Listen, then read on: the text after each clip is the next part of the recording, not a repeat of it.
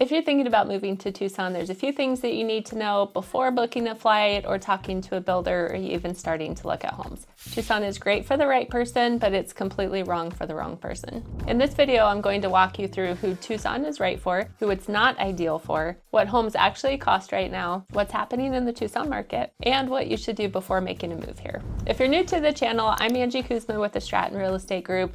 On this channel, we talk about what's happening in the real estate market, all things Tucson, things that are going to help buyers who are purchasing here in Tucson, as well as sellers here in Tucson. Be sure to like and subscribe so you never miss a video. Let's dive into who Tucson is perfect for. Tucson's ideal for buyers who want more space for their money. If you're coming from Phoenix, California, Colorado, maybe Washington or Oregon, the prices here are significantly lower than the places that you'd be coming from. So if you're wanting more space for the money, then you're obviously going to be able to get a much bigger house for not as much money. Tucson is ideal for buyers that are coming from larger metro areas that are tired of traffic and congestion. In Tucson, you won't be sitting on the freeway for a couple hours trying to navigate traffic. You can get to or from either side of town just on smaller streets, nice and easy to get to. Here in Tucson, a far drive is really just about 20 or 30 minutes away. So it's not typically very long to get to maybe the kids' school or to get to work, 20, 30 minutes, and you can pretty much get anywhere you want to go. We've seen an influx of remote workers coming to Tucson as well. So they tend to like a little bit slower pace, nice community feel,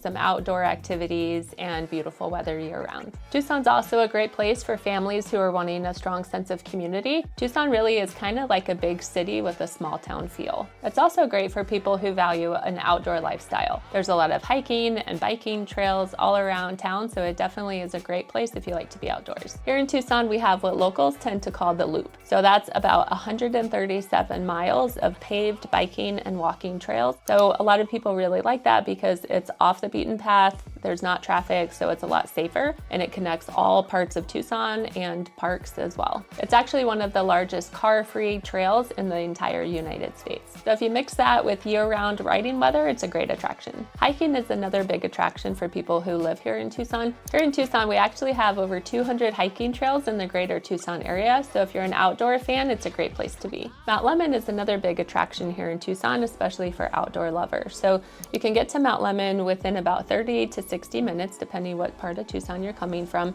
And in the summertime, it's really popular because it's great cool weather. People love to go up there for fishing and some camping. And in the winter, you can actually go skiing. So for only being 30 to 60 minutes away, it's a great attraction. If any of those points fit the lifestyle that you like, then Tucson is a great place for you to be. And let's talk real quick about who Tucson is not ideal for. Let's be honest, Tucson is not going to be right for you if you like the urban high-rise type of lifestyle. You'll find just a little bit of the high-rise type of lifestyle in downtown Tucson, but there's not a lot of it. Our downtown area has definitely been revitalized, but it's not a very big area. So for people that really like a lot of the downtown lifestyle, a bigger location such as Phoenix would be much better for you. Tucson also may not be right for you if you expect nonstop nightlife. So if you like to be downtown, walking with lots of bars and restaurants on every corner, this really isn't the place for you. We have a couple streets of bars and restaurants, but you're not going to find blocks and blocks of it like you do in the bigger metro areas. Tucson tends to shut down a little bit earlier, so restaurants are going to be closing more like 9, 10 o'clock. So if you're up north, maybe in Oro Valley, the restaurants are going to close closer to like 9 o'clock. Even in the foothills, one of our high-end shopping malls called La Encantada, that one's going to close down about 8 o'clock. The restaurants there stay open a little bit later, but for the nightlife, you're really not going to find it. This next one, everybody knows if you don't like heat, you're not going to want to be in Tucson. Our summers are real. You're going to be over 100 degrees, even up to like 115. So that lasts for a few months. So if you're not a heat person, you don't like the sun, this is not a place to be. If you're looking for a booming corporate job hub, Tucson really is not going to be for you either. We have a couple employers that tend to have the most jobs in Tucson, such as the University of Arizona, Davis-Monthan, Raytheon, and now Amazon is here. That's about it. You're really not going to find a lot of corporate jobs here. To summarize the Tucson lifestyle, you're going to have a slower pace, more of a community feel, golf courses, desert sunsets, hiking trails, biking trails. It's more spread out with a lot of mountain views, bigger lots, and a lot of community-driven living. And all these things are what makes people really love Tucson. People also love living in Tucson because the population's about 550,000 in the Tucson proper area. It goes up to about 1 million if you expand and the entire metro area, so you get amenities without overwhelming congestion. Keep in mind, if you want to catch something like a professional sports game or a big concert, Phoenix is only about a 2-hour drive, so it's an easy day trip that you could do. Now let's dive into what homes actually cost in the real estate market here. Right now, the median sales price is about $365,000. That's for a single family home. If you're looking for a condo or townhome, you're going to be closer to the $300,000. So that's the median, but of course the prices are going to vary depending what part of Tucson you buy in. If you end up purchasing in the foothills area or up in Oro Valley, then your price point's going to be significantly higher than that. If you're trying to stay more around that median price, then there's plenty of homes to choose from. Right now, the Tucson average days on the market is about 70 days. So it gives buyers a little bit more time to take a breath, not have to pay over asking price, and have a little bit more time to choose the right home for them. To break things down in further detail, let's talk about the price ranges. For around $300,000 to $400,000, you can get a solid resale home, also entry-level new construction, and of course a townhouse or a condo. In the $500,000 to $750,000, you can get a house with a larger lot, more of a luxury feel. You're going to be up in Oro Valley or in the foothills. These homes are also going to have a lot more upgrades.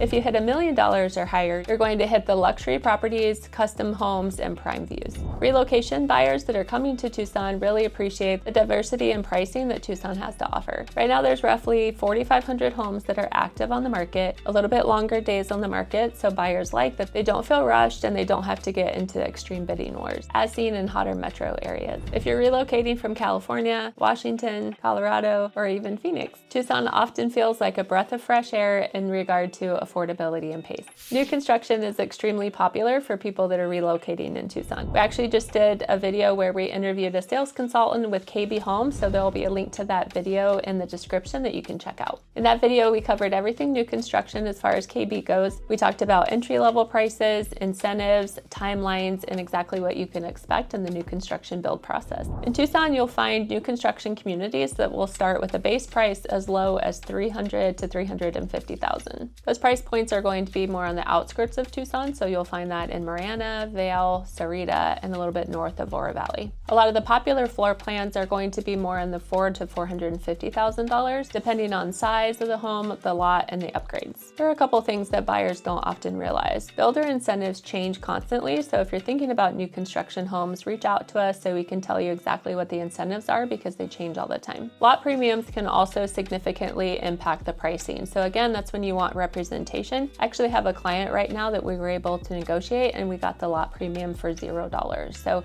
reach out to us again if this is something that you're considering so we can help you. When it comes to upgrades, that can easily add tens of thousands of dollars. So it's important to know what the different upgrades are that come with each builder, because it definitely varies, and that can change the price significantly. Keep in mind that the site agent at the new construction offices work for the builder. So again, that's why you want to make sure that you have representation from an agent that really specializes in new construction. Relocation buyers tend to manage timelines remotely. So again, that's why it's important to have representation from somebody here local that specializes in this. If you are relocating to Tucson, then I'm going to help you out and help you prevent some of the biggest mistakes that we see people make when they move here. The first mistake that we see a lot of people make is flying in just for one weekend and feeling like they have to make a rushed decision. That's not a great strategy, because every area of Tucson is very different, so it's important to work with somebody that knows the area and make sure that they can explain to you the different parts of town and you have the time to check each of them out. I would definitely recommend being able to come for a week so that you have time to check out the different areas and you don't have to keep flying back and forth.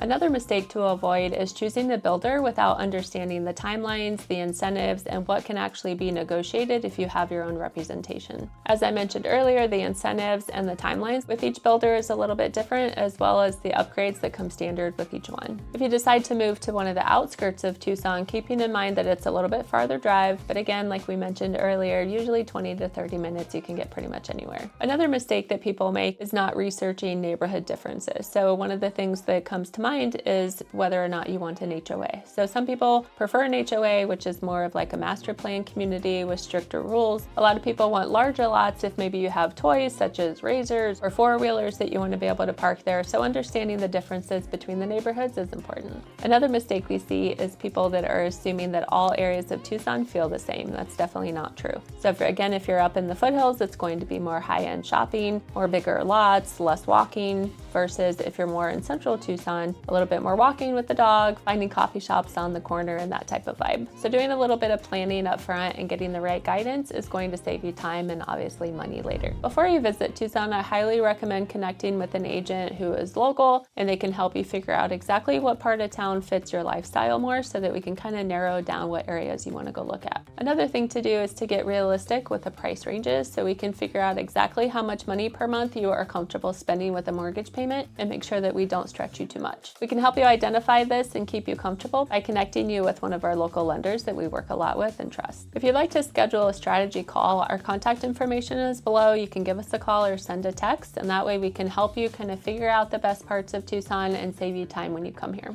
We've also put together a free gift for you, which is a Tucson relocation guide. So you can download that in the description below. That breaks down price points, new construction versus resale, neighborhoods, and what to expect during the buying process. Tucson is an incredible place for the right person. If you're thinking about moving here, make sure you make a decision based on clarity and not curiosity. And if you need guidance along the way, you know who to call. As always, if you found value in this video, make sure to hit the like and subscribe button so you don't miss any other videos. We'd love to be your resource for all things real estate. See you on the next video.